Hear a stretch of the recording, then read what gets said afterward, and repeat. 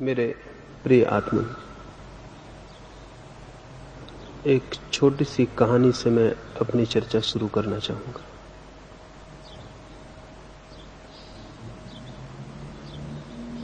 सिकंदर विश्व यात्रा पर निकला हुआ था। भारत की ओर आते समय रास्ते में एक फकीर डायोजनीस से वो मिलने गया था। डायोजनीस की बड़ी ख्याति थी। डायोजनीस एक नग्न फकीर था और सिकंदर उससे मिलने जाए, इसकी खबर भी दूर दूर तक पहुंच गई। बहुत से लोग डायोजनीस के झोपड़े पर इकट्ठे हो गए थे। सिकंदर के पहले सिकंदर के दो सेनापतियों ने जाकर डायोजनीस को कहा, महान सिकंदर तुमसे मिलने आ रहा है, उसके स्वागत के लिए तैयार हो जाओ। डायोजनीस अपने झोपड़े के बाहर बैठा था। वो जोर से हंसने लगा और उसने कहा, जो स्वयं अपने को महान समझता है उससे छोटा आदमी और दूसरा नहीं होता।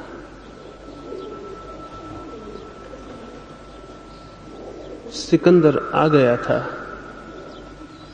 डायोजनीस बाहर बैठा हुआ सुबह की धूप ले रहा था। सर्दी के दिन थे। सिकंदर ने कहा कि मैं तुम्हारी कुछ सेवा कर सकूं तो मुझे खुशी होगी। डायोजनीस ने कहा, धूप आ रही थी मेरे शरीर पर, तुम बीच में खड़े हो गए हो और धूप आनी बंद हो गई। इतनी ही कृपा करो, धूप के मार्ग से हट जाओ। और ये भी प्रार्थना करता हूं, तुम्हारे हाथ में बहुत ताकत मालूम होती है। तुम न मालूम कितने लोगों के जीवन की धूप छीन सकते हो। इतना ध्यान रखना, तुम किसी के जीवन के लिए छाया न बनो तो बड़ी कृपा होगी। सिकंदर को इस तरह की बात सुनने का कोई ख्याल न था। फिर भी उसने कहा, मैं तुमसे मिलकर खुश हुआ हूं और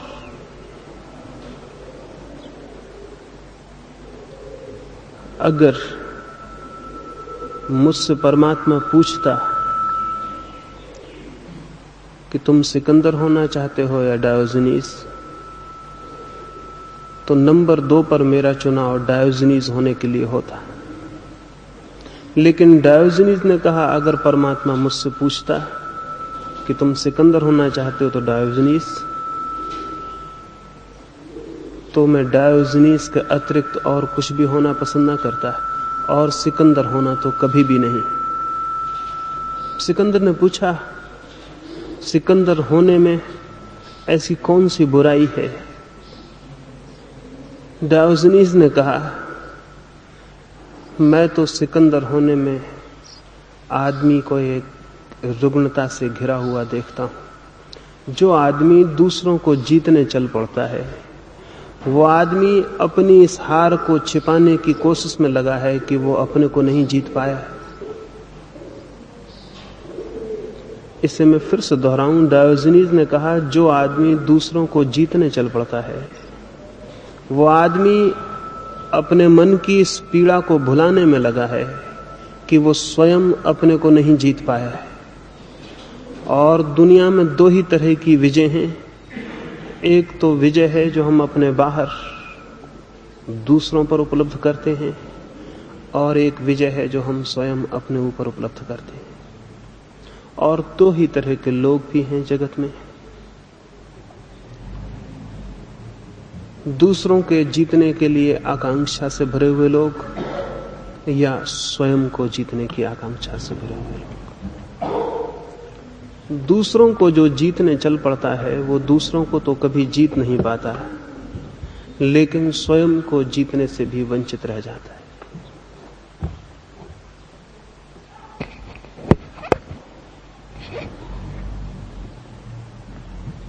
ये घटना इसलिए मैं शुरू में कहना चाहता हूं, हम सारे लोगों के जीवन के समक्ष भी 2 ही तरह के मार्ग होते हैं। एक तो महत्वाकांक्षा का, दूसरों की विजय का मार्ग है, और एक स्वयं की विजय का। अधिकतर लोग दूसरों को जीतने के प्रयास में जीवन की उस संपदा से वंचित ही रह जाते हैं जो स्वयं को जीतने से उपलब्ध होती है। और जो लोग बाहर की विजय में उलझ जाते हैं। मनुष्य के जीवन में दो ही रास्ते हैं और अधिक लोग महत्वाकांक्षा के, एम्बिशन के रास्ते पर ही चलते हैं। साधारणतः सिकंदर, नेपोलियन या हिटलर जैसे लोग बहुत कम हमें दिखाई पड़ते हैं जो संसार विजय के लिए निकल पड़ते हों, लेकिन हम सारे लोग भी अपनी छोटी छोटी ताकत से संसार विजय में लगे रहते हैं। हम सबकी यात्रा भी दूसरों की विजय के लिए है और ये समझ लेना बहुत उपयोगी है, जरूरी भी, कि आखिर हम दूसरों की विजय में इतने उत्सुक क्यों हो जाते हैं।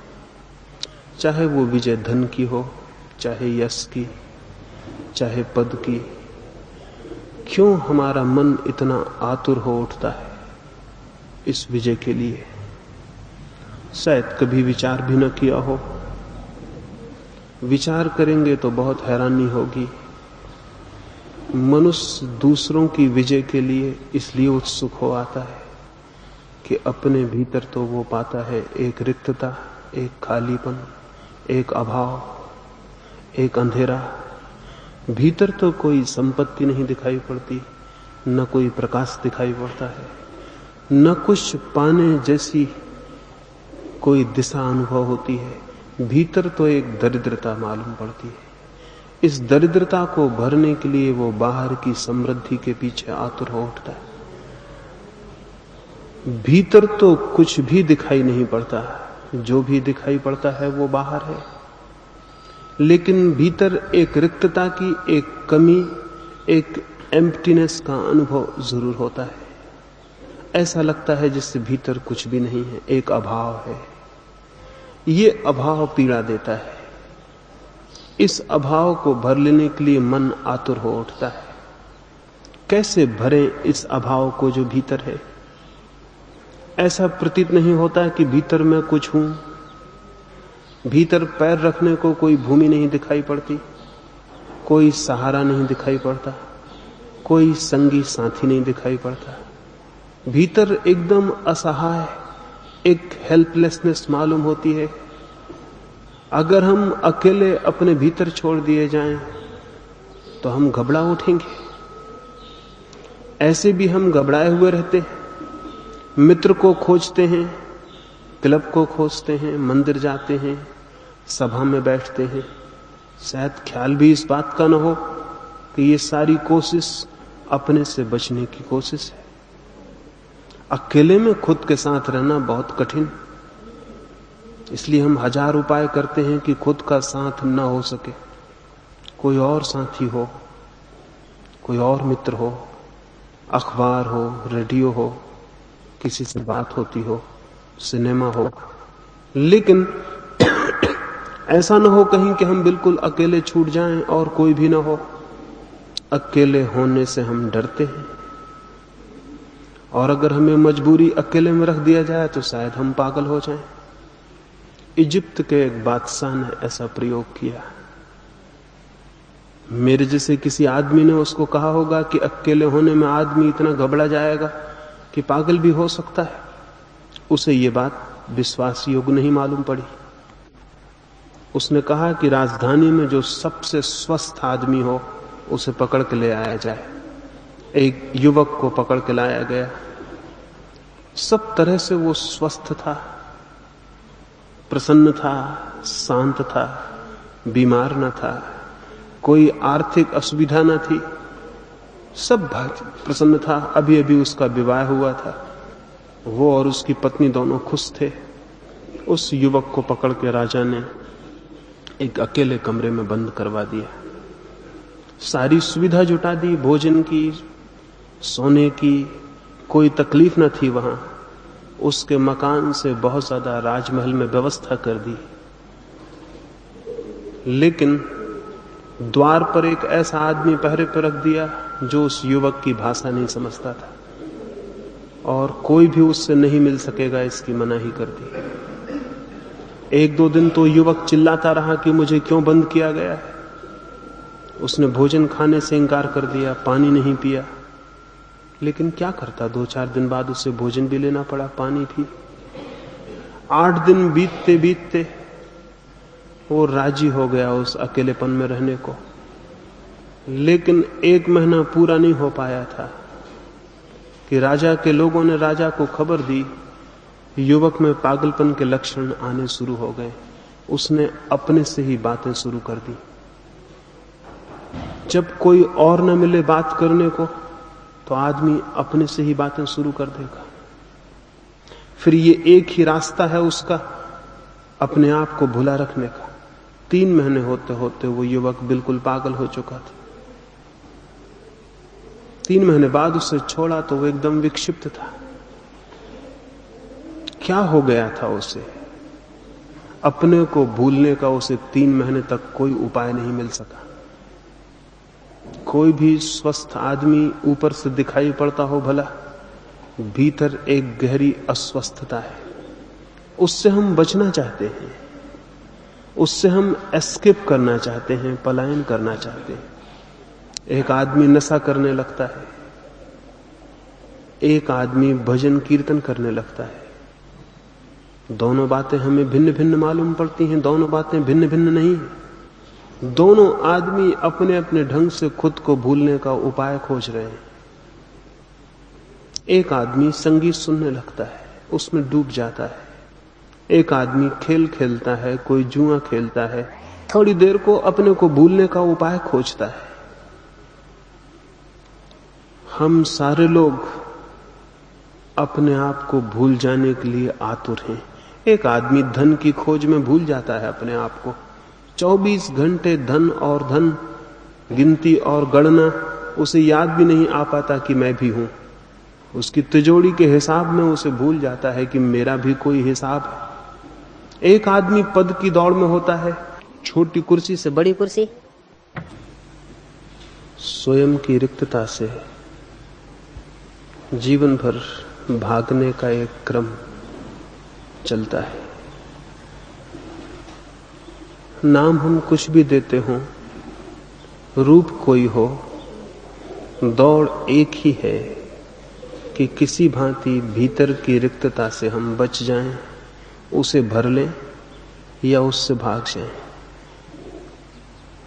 पदों की दौड़ में भी वही है, छोटी कुर्सी से बड़ी कुर्सी है और बड़ी कुर्सी है, और एक आदमी भूले रहता है इस नशे में, इस बात को भूले रहता है कि कुर्सियां अलग हैं और मैं अलग हूं, और बड़ी से बड़ी कुर्सी भी, बड़े से बड़ा पद भी मेरे भीतर जो खाली है उसे नहीं भर पाएगा। एक छोटी सी कहानी आपसे कहूं, उससे ख्याल आ सके। एक सम्राट के द्वार पर एक भिखारी ने सुबह ही सुबह आकर भिक्षा मांगी। भिक्षा पात्र फैलाया, सम्राट द्वार पर ही खड़ा था। उसने अपने चाकरों को कहा कि जाओ इसके भिक्षा पात्र को अन्न से भर दो। लेकिन उस भिखारी ने कहा, एक शर्त पर मैं भिक्षा लेता हूं, मेरा पात्र पूरा भरोगे ना? अधूरा भरा हुआ पात्र लेकर मैं नहीं जाऊंगा। राजा हंस पड़ा। उसने कहा, शायद तुझे पता नहीं, तू इस देश के सबसे बड़े सम्राट के द्वार पर भिक्षा मांग रहा है। क्या तू सोचता है तेरे इस छोटे से पात्र को भी हम भर ना सकेंगे? उस भिखारी ने कहा, बहुत बड़े बड़े सम्राटों के द्वार पर मैंने भिक्षा मांगी, अब तक कोई भी भरने का वचन नहीं दे सका। राजा के अहंकार को चोट लगी। उसने अपने मंत्री को कहा कि अब अन्न से नहीं, जाओ स्वर्ण मुद्राओं से इसके पात्र को भर दो। मंत्री गए, स्वर्ण मुद्राएं लेकर आए, लेकिन पात्र में डालने पर पता चला कि राजा गलती सौदे में पड़ गया, गलती दांव लगा बैठा है। मुद्राएं पात्र में गिरी और कहीं खो गईं।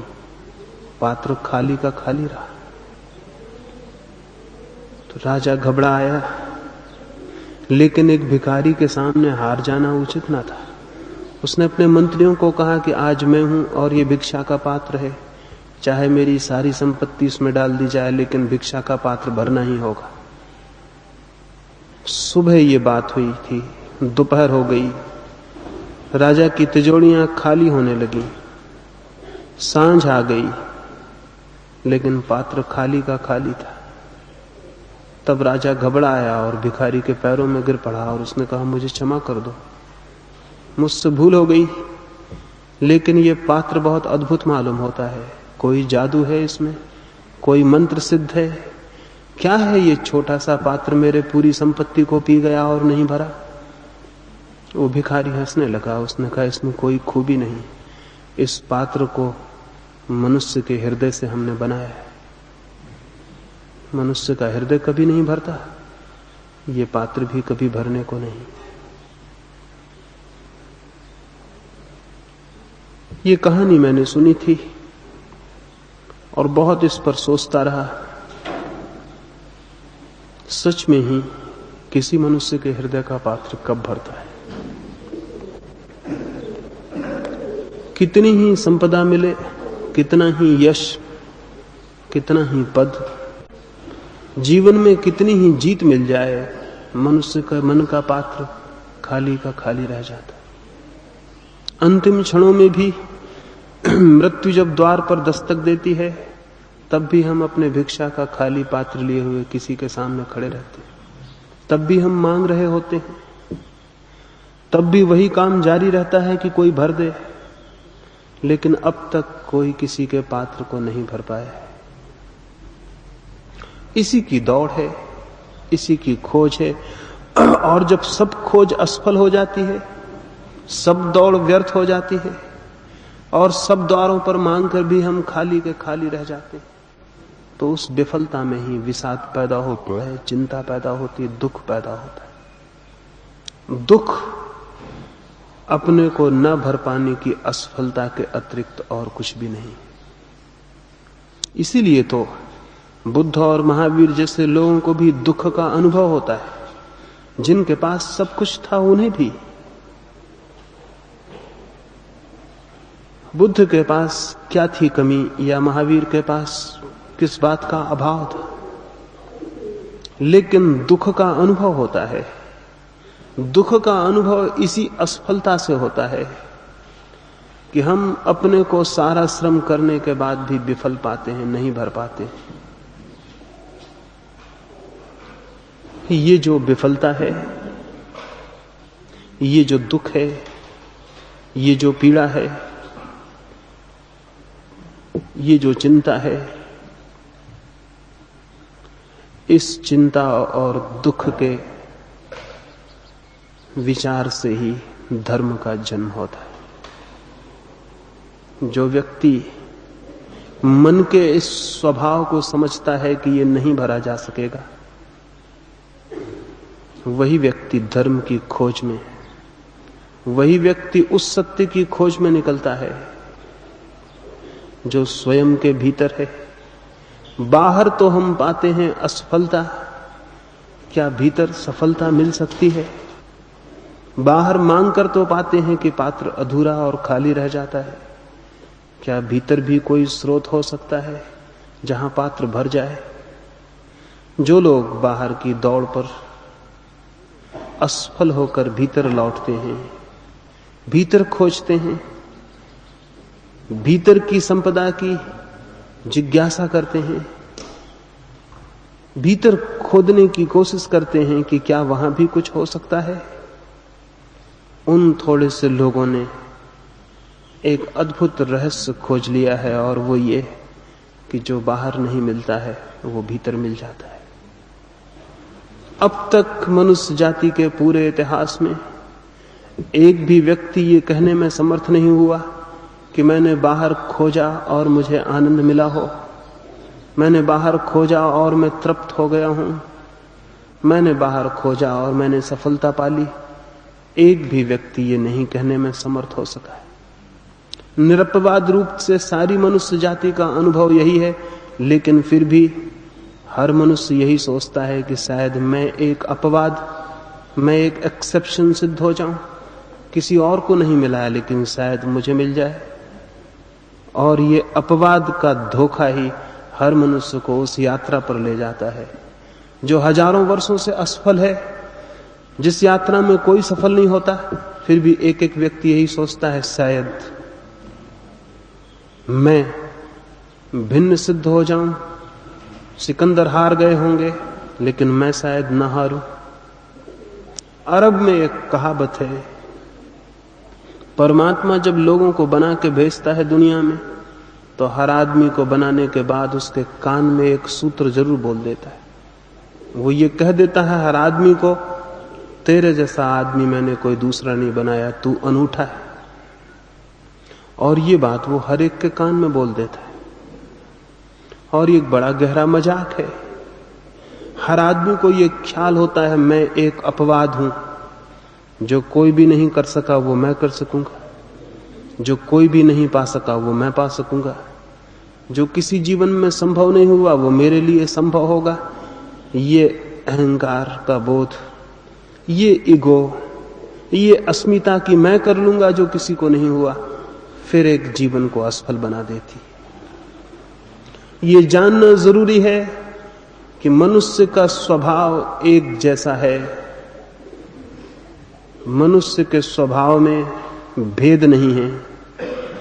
और अगर मनुष्य का स्वभाव ही बाहर के जगत में असफल होने को बाध्य है तो मैं भी अपवाद नहीं हो सकता। इतना चिंतन जिसके भीतर पैदा हो वो भीतर लौटने में समर्थ हो सकता है। और शायद जैसा कि हुआ आज तक, जो लोग भीतर गए हैं उनमें से भी कोई ये नहीं कह सका कि मैं भीतर गया और खाली हाथ लौटा हूं। जो भीतर गया है उसने पाया है कि वो पात्र जो हमेशा खाली था भर गया है। सिकंदर मरा, शायद आपको पता हो, जिस नगर में उसकी अर्थी निकली सारे लोग हैरान हो गए। अर्थी के दोनों हाथ उसके बाहर लटके हुए थे। हर कोई पूछने लगा कि अर्थी के बाहर क्यों हाथ लटके हुए हैं, हमेशा अर्थी के भीतर हाथ होते हैं।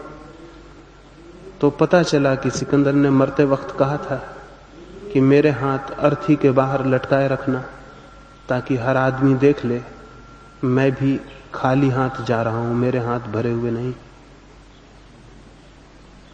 लेकिन सिकंदर को मरे सैकड़ों वर्ष हो गए, उसके अर्थी के बाहर लटके हुए हाथ कौन देख पाया? किसको ये ख्याल आया कि सिकंदर एक असफलता है? किसी को भी नहीं। हमें ये भ्रम ही है कि बहुत धन उपलब्ध हो, बहुत पद, बहुत यश, बाहर के जगत में एक साम्राज्य स्थापित हो जाए हमारी अस्मिता का, तो शायद कमी पूरी हो जाएगी। लेकिन ये कमी पूरी नहीं होनी है, क्योंकि दारिद्र्य है भीतर और संपत्ति होती है बाहर, उसका कोई मिलन नहीं हो पाता। खालीपन है भीतर और भरते हैं जिन वस्तुओं से वो भीतर पहुंचाई नहीं जा सकती। धन को भीतर ले जाने का कोई उपाय? धन आपके भीतर कैसे पहुंचेगा? पहुंच जाएगा आपकी तिजोरी में, लेकिन आपके भीतर कैसे पहुंचेगा? यश कैसे आपके भीतर पहुंचेगा? जो बाहर खोजा जाता है उसे भीतर ले जाने का कोई भी मार्ग नहीं। इसलिए बाहर ढेर लगता जाता है हमारी समृद्धि का, और भीतर भीतर हमारी दरिद्रता पूर्ववत ही बनी रहती है, उसमें कोई फर्क नहीं पड़ता है। अभी कुछ ही वर्ष हुए अमेरिका का एक बहुत बड़ा करोड़पति एंड्रू कार्नेगी मरा। मरते वक्त उसके पास कोई 4 अरब रुपए की संपत्ति थी। संभवतः अमेरिका में सबसे बड़ी संपत्ति उसी के पास थी। 4 अरब रुपए छोड़कर वो आदमी मरा। मरने के 2 ही दिन पहले उसकी जीवन कथा लिखने वाले लेखक ने उसको पूछा कि आप तो तृप्त हो गए होंगे, इतनी संपत्ति आप इकट्ठी कर पाए। एंड्रू कार्नेगी ने उदासी से कहा, कहां तृप्त हो गया, जरा भी तृप्त नहीं हुआ। 10 अरब रुपया छोड़ने का मेरा इरादा था और मैं केवल 4 अरब ही इकट्ठे कर पाया। क्या आप सोचते हैं एंड्रू कार्नेगी के पास 10 अरब रुपए होते तो बात हल हो जाती? नहीं हल होनी थी। 10 अरब जब तक रुपए होते, कार्नेगी की आकांक्षा शायद 100 अरब रुपयों की हो जाती। जो हमारे पास है, हमारी आकांक्षा हमेशा उसके आगे निकल जाती है और तब एक भ्रम जीवन भर कायम रहता है। जीवन भर हम दौड़ते भी हैं और हर दौड़ के बाद हम पाते हैं मंजिल और आगे निकल गई है। हम फिर हमेशा पीछे रह जाते हैं। आदमी हमेशा पीछे रह जाता है, आकांक्षा हमेशा आगे निकल जाती है। और तब गरीब भी गरीब रहता है और अमीर भी गरीब। वे तो दरिद्र हैं ही जो सड़कों पर भिक्षा मांगते हैं, वे भी दरिद्र रह जाते हैं जिन्हें सम्राट होने का भ्रम पैदा होता है। भीतर की दरिद्रता में कोई फर्क नहीं पड़ता है। धर्म की जिज्ञासा शुरू होती है इसी तथ्य से कि क्या ये जो भीतर हमारे एक दरिद्र बैठा हुआ है, एक भिखारी, क्या ये भिखारी मिट सकता है? क्या ऐसा हो सकता है कि एक आंतरिक संपदा उपलब्ध हो और प्राण आनंद से भर जाएं? क्या ये हो सकता है कि भीतर का खालीपन मिट जाए, एक भरापन पैदा हो? क्या ये हो सकता है कि भीतर रिक्तता ना रहे, एक पूर्णता आ जाए? इस बात का विचार, इस बात की जिज्ञासा, इस बात का प्रश्न ही मनुष्य के भीतर एक नई खोज का शुभारंभ बनता है। लेकिन शायद हम पूछते ही नहीं, शायद कभी हम रुक के 2 क्षण ठहरते भी नहीं कि जीवन की धारा पर प्रश्न कर लें, देख लें कि क्या हमने पाया है, हिसाब कर लें। कभी 2 क्षण रुक के पीछे लौट के देख लें। अब यहां इतने लोग हैं, किसी की 10 वर्ष उम्र होगी, किसी की 60 वर्ष भी, लेकिन न 10 वर्ष वाला सोचता है कि 10 वर्षों में मैंने क्या पा लिया, और न 60 वर्ष वाला सोचता है कि मैंने 60 वर्षों में क्या पा लिया। मेरे हाथों में क्या है? कहीं वे खाली ही तो नहीं है। मेरी उपलब्धि क्या है? कुछ मकान मैंने खड़े कर लिए हैं, वे उपलब्धि होंगे। कुछ जमीन पर मैंने घेरा बांध लिया है, वो मेरी उपलब्धि है। कुछ संपदा मैंने बटोर ली है, वो मेरी उपलब्धि है। मेरी उस उपलब्धि से क्या वास्ता है, क्या संबंध है? मौत मेरी उस उपलब्धि से मुझे दूर कर देगी। जीवन भर जिसे मैंने इकट्ठा किया था, मृत्यु उससे मुझे जुदा कर देगी। तो क्या कुछ ऐसा भी मेरे पास है जिसे मृत्यु दूर ना कर सके? अगर ऐसा कुछ भी हमारे पास है जिसे मृत्यु दूर ना कर सके, तो उसी संपदा का नाम आत्मा है। उसी संपदा का नाम परमात्मा है जिसे मृत्यु हमसे दूर ना कर सके। मृत्यु की कसौटी पर हमेशा जीवन की उपलब्धि को जो कस लेता है, वो पाएगा कि जिसे उसने धन समझा है, जिसे उसने यश समझा है, जिसे उसने सोचा है कि मेरा पाना है, वो उसे मिट्टी दिखाई पड़ेगा। लेकिन मृत्यु की कसौटी पर हम कसते नहीं। इसलिए मैं आज की सुबह इस चर्चा में आपसे ये निवेदन करना चाहूंगा, फिर आने वाली 3 चर्चाओं में आपसे उस पर विस्तार से बात हो सकेगी। मृत्यु की कसौटी ही सबसे बड़ी कसौटी है मनुष्य के समक्ष, जिस पर वो कस के देख ले कि उसके पास सोना है या मिट्टी। जो चीज मृत्यु की कसौटी पर व्यर्थ हो जाती हो, उसे वो जान ले कि वो मिट्टी है। क्योंकि मृत्यु की ताकत केवल मिट्टी पर ही चल सकती है, जीवन पर मृत्यु की कोई ताकत नहीं चल सकती। अगर हमारे पास कोई जीवन की संपत्ति हो तो मृत्यु वहां हार जाएगी और व्यर्थ हो जाएगी। लेकिन हमारे पास तो जो भी है वो सब मृत्यु की कसौटी पर मिट्टी सिद्ध होता है। फिर भी लेकिन हम अंत घड़ी तक उसी को सोचे चले जाते हैं। शायद कभी ख्याल पैदा नहीं होता, शायद सभी लोग एक दौड़ में हैं इसलिए ख्याल पैदा नहीं होता।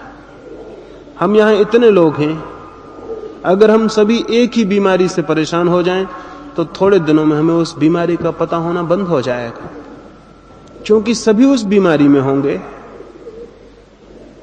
बीमारी का पता चल सकता है अगर एक आध बीमारी में हो। पूरी मनुष्य जाति एक रुग्णता से पीड़ित हो तो पता चलना मुश्किल हो जाता है। मैंने सुना है एक गांव में 2 कुएं थे, एक गांव का कुआं था और एक राजा के महल का। एक जादूगर उस गांव से निकला और उसने गांव के कुएं में कुछ छोड़ दिया और कहा कि अब जो भी इसका पानी पिएगा वो पागल हो जाएगा। मजबूरी थी, लेकिन सांझ तक लोगों को पानी पीना ही पड़ा, प्यासे वे कब तक रहते। और धीरे धीरे पूरा गांव पागल हो गया। सिर्फ राजा, उसका वजीर, उसकी रानी पागल नहीं हुए, उनका कुआं अलग था। लेकिन सांझ को गांव के जो सारे लोग पागल हो गए थे वो ये विचार करने लगे कि मालूम होता है राजा का दिमाग खराब हो गया, क्योंकि राजा पूरे गांव से अलग मालूम पड़ने लगा, पूरा गांव पागल हो गया था। संध्या उन्होंने महल के सामने बड़ी सभा इकट्ठी की और उन्होंने विचार किया कि पागल राजा को गद्दी से उतारना पड़ेगा, पागल राजा के नीचे नहीं रहा जा सकता। राजा बहुत घबराया, वो अपनी छत पर खड़ा था। उसने अपने बूढ़े वजीर को कहा कि अब क्या किया जाए, पूरा गांव पागल हो गया है, लेकिन चूंकि पूरे गांव पागल हो गया है इसलिए अभी मानने को कौन राजी होगा कि वो पागल हैं और हम ठीक हैं। वजीर ने कहा एक ही रास्ता है अपने को बचाने का, हम भी उसी कुएं का पानी पी लें। वे भागे हुए गए, उन्होंने उस कुएं का पानी पी लिया। फिर उस रात उस गांव में बड़ा जलसा हुआ और उस जलसे में सभी लोगों ने राजा के गले में हार पहनाए और भगवान को धन्यवाद दिया कि राजा का दिमाग ठीक हो गया, क्योंकि सारा गांव पागल था। मनुष्य की पूरी पीढ़ियां बाहर की दौड़ की रुग्णता से पीड़ित हैं। इसलिए जब कभी कोई आदमी एक आध भीतर की बात कहता है तो वो हमें पागल ही मालूम पड़ता है। हम गांधी को अकारण गोली नहीं मार देते, ये किसी एकाध गोंडसे का सवाल नहीं है कि कोई गोली मार देता है। हम क्राइस्ट को ऐसे ही सूली पे नहीं लटका देते, ये कोई 2-4-10 पागलों का काम नहीं है। हम सुकरात को ऐसे ही जहर नहीं पिला देते, इसके पीछे बुनियादी कारण है। ये लोग हमें पागल मालूम पड़ते, ये लोग हमारे बीच के नहीं मालूम पड़ते, ये आउटसाइडर्स मालूम पड़ते। हम एक दुनिया में हैं, ये कुछ अलग आदमी मालूम पड़ते। ये लोग कुछ गड़बड़ मालूम पड़ते, अजनबी मालूम पड़ते हैं। ये हमारे बीच रहें तो हमें मालूम होता है ये सारी जीवन को गड़बड़ कर देंगे, इनकी बातें कुछ ठीक नहीं मालूम पड़ती। इसलिए जरूरी हो जाता है कि हम में से कोई एक उठे और इनको समाप्त कर दे। इधर 10,000 वर्षों में हमारे भीतर जो स्वस्थ आदमी था वो हमें पागल मालूम हुआ, क्योंकि हम सारे लोग एक बहुत बड़ी गहरी पागल दौड़ में हैं। हमारी दौड़ का अंत तक कोई सिलसिला नहीं टूटता है, आखिरी क्षण तक भी हम वही सोचे चले जाते हैं जिसका जीवन की गहराइयों से कोई भी नाता नहीं है। जिसका जीवन की गहराइयों से नाता है उसकी छाया भी हमारे जीवन में कभी नहीं उतरती। एक धनपति बीमार था, मरणासन्न था, अंतिम क्षणों की प्रतीक्षा कर रहा था। जीवन भर धन और धन और धन उसकी दौड़ रही थी। कभी उसने और तरफ आंख उठा के देखा हो, यह भी उसके गांव के लोगों को पता ना था। वो मर रहा था, आखिरी क्षण थे, उसने आंख खोली और अपनी पत्नी को पूछा मेरा बड़ा लड़का कहां है। पत्नी के मन में बड़ा आह्लाद हुआ। ये पहला मौका था कि उसने किसी के बाबत कुछ पूछा था, ये पहला मौका था उसने प्रेम दर्शाया था। शायद अंतिम क्षणों में उसके हृदय में प्रेम उठा है, वो अपने लड़कों के बाबत पूछ रहा है। उसकी पत्नी की आंखों में आंसू भर आए। उसने कहा, आप चिंतित न हो, बड़ा लड़का आपके पास बैठा हुआ है। उसने पूछा, और उससे छोटा कहां है? पत्नी ने कहा, वो भी मौजूद है।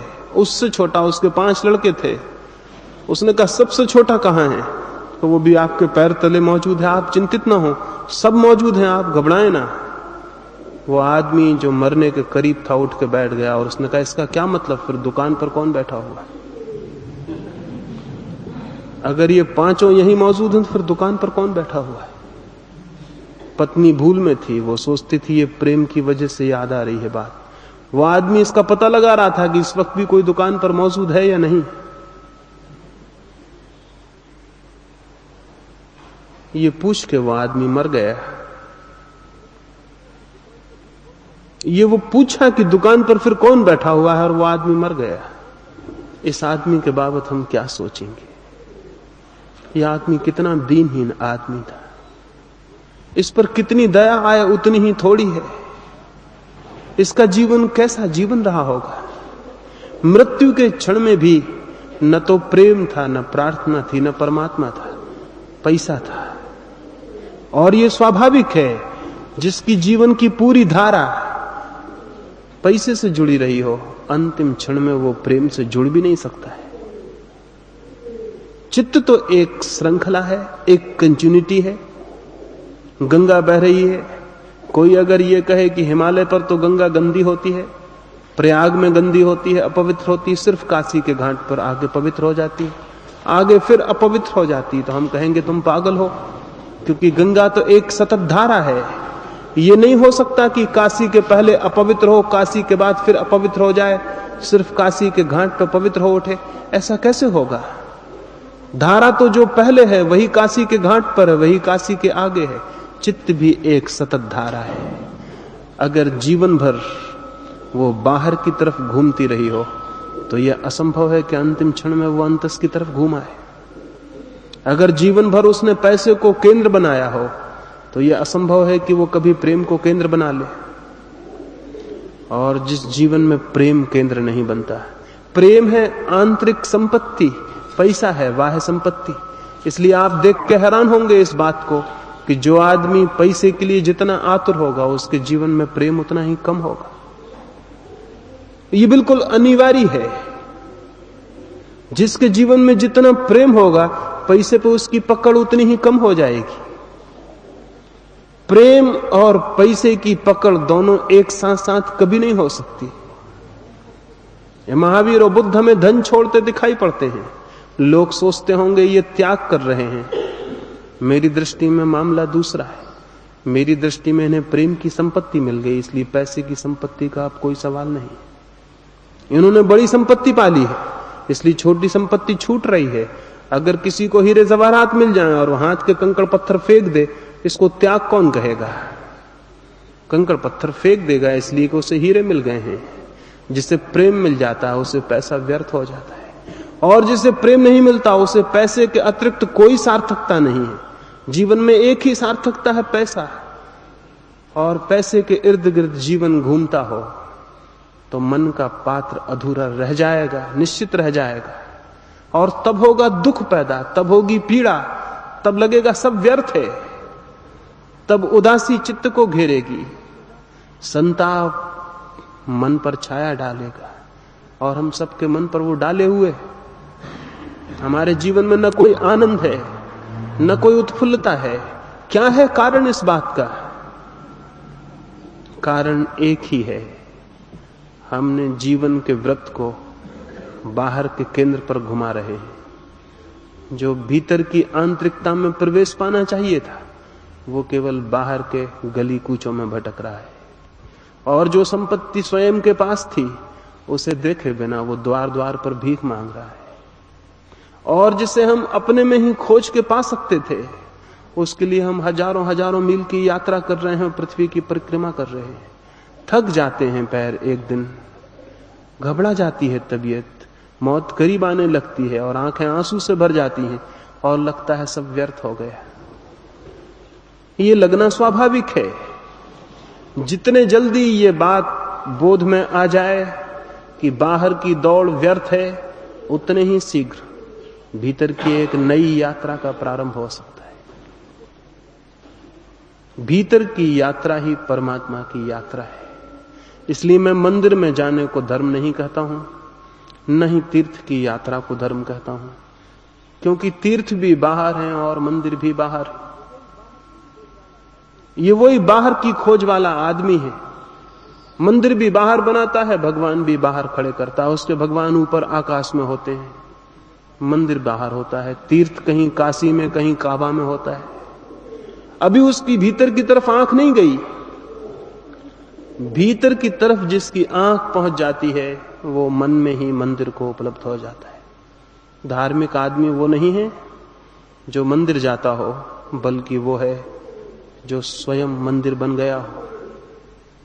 और हर आदमी मंदिर बन सकता है, और तभी जीवन में वे किरणें उपलब्ध होती हैं जो आनंद की हैं, जो प्रेम की हैं, जो सौंदर्य की हैं। और तभी वो शांति मिलती है जिसे उच्छेद करने की सामर्थ्य फिर किसी में भी नहीं। और तभी वो संपदा उपलब्ध होती है जिसे खोने का कोई उपाय नहीं। और तभी मिलता है वो अमृत जीवन जिसकी कोई मृत्यु नहीं। लेकिन उसके लिए भीतर की यात्रा करनी जरूरी है। भीतर की यात्रा के कुछ नियम हैं, भीतर की यात्रा के कुछ मार्गदर्शक हैं, भीतर की यात्रा के राह पर लगे कुछ मील के पत्थर हैं। उनकी हम आने वाली 3 चर्चाओं में बात करेंगे। अभी तो इतना ही मुझे आपसे कहना था सुबह की इस बात में। बाहरी खोजते न रह जाना, क्योंकि बाहर कितनी ही संपदाएं दिखाई पड़े, वे मन के पात्र को कभी भी नहीं भर पाती। एक रात एक छोटे से गांव में, एक छोटे से झोपड़े के भीतर से जोर से आवाज आने लगी, आग लगी है, मेरे भीतर आग लगी है।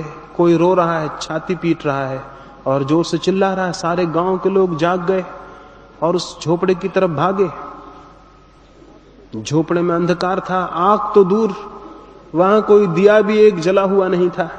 लोगों ने दरवाजे हटाए, अंदर गए। एक बूढ़ी औरत चिल्ला रही थी, रो रही थी। उन लोगों ने कहा, पागल, आग कहां लगी है, हमें बता। कुछ लोग दौड़ के बाल्टियों में पानी भर लाए थे। उन्होंने कहा, कहां आग है, हम उसे बुझा देंगे।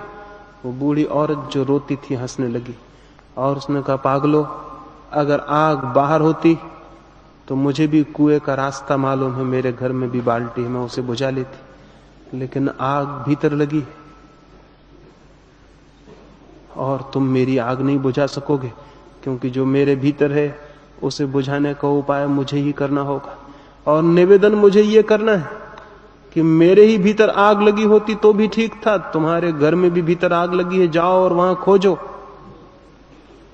वे लोग गुस्से में बड़बड़ाते हुए अपने घर चले गए कि उसने व्यर्थ उनकी नींद खराब कर दी, और जाके सो गए। अक्सर मैं जो बातें कहूंगा 3 दिन में, उनमें भी आप से बहुतों को ऐसा लगेगा व्यर्थ हमारी नींद खराब कर दी, और आप भी अपने घर जाके आराम से सो जाएंगे। अक्सर ऐसे ही होता रहा है। लेकिन अगर किसी की नींद टूट जाए इन बातों से, कोई घबरा के बेचैन हो जाए, किसी के भीतर बहुत तीव्र असंतोष जलने लगे, और किसी को ऐसा लगने लगे कि जीवन सचमुच एक आग पर चढ़ा हुआ है, तो निश्चित ही उसके भीतर उस पीड़ा से, उस दुख से, उस आग लगे होने के बोध से वो संकल्प पैदा हो जाता है जो मनुष्य को आग के बाहर ले जाने में समर्थ है, असंतोष के बाहर ले जाने में समर्थ है। हमारी प्यास और हमारी पीड़ा ही हमें ऊपर उठने का मार्ग बनती है। तो इधर 3 दिनों में कोशिश करूंगा कि हम जो संतोष से जिए चले जा रहे हैं वो टूट जाए, क्योंकि संतोष बहुत झूठा है। ये उतना ही झूठा है जैसे सुबह कोई आपसे पूछता है, आप ठीक तो हैं, और आप कहते हैं बिल्कुल ठीक। बिल्कुल झूठी बात कहते हैं। हर आदमी यही कहता है बिल्कुल ठीक हूं। अगर ये बात सच होती तो दुनिया ठीक होनी चाहिए थी, लेकिन हम सब जानते हैं ये कहने की बात है कि हम बिल्कुल ठीक हैं। हम जरा भी ठीक नहीं। जब भी कोई मिलता है, आप मुस्कुरा के मिलते हैं, उससे भ्रम पैदा होता है जैसे मुस्कुराहट आपकी जिंदगी में होगी। सच्चाई यह है कि भीतर सिवाय रुदिन के और कुछ भी नहीं है, आंसुओं के सिवाय कुछ भी नहीं है। लेकिन हम ऊपर की मुस्कुराहट से भीतर के इन सब आंसुओं को छिपा लेने में इतने होशियार हो गए हैं कि दूसरों को तो हम धोखा देने में समर्थ हो ही जाते हैं, निरंतर दूसरों को धोखा देते खुद को भी धोखा देने में हम समर्थ हो जाते हैं। और ऐसा भ्रम पैदा हो जाता है हम खुश हैं, हम प्रसन्न हैं, हम आनंदित हैं। सारा जीवन हमारा एक झूठा संतोष है, एक फॉल्स कंसोलेशन है, जहां सच्चाई जरा भी नहीं। 3 दिन में कोशिश करूंगा ये झूठा संतोष आपका टूट जाए और आपके भीतर एक असंतोष पैदा हो।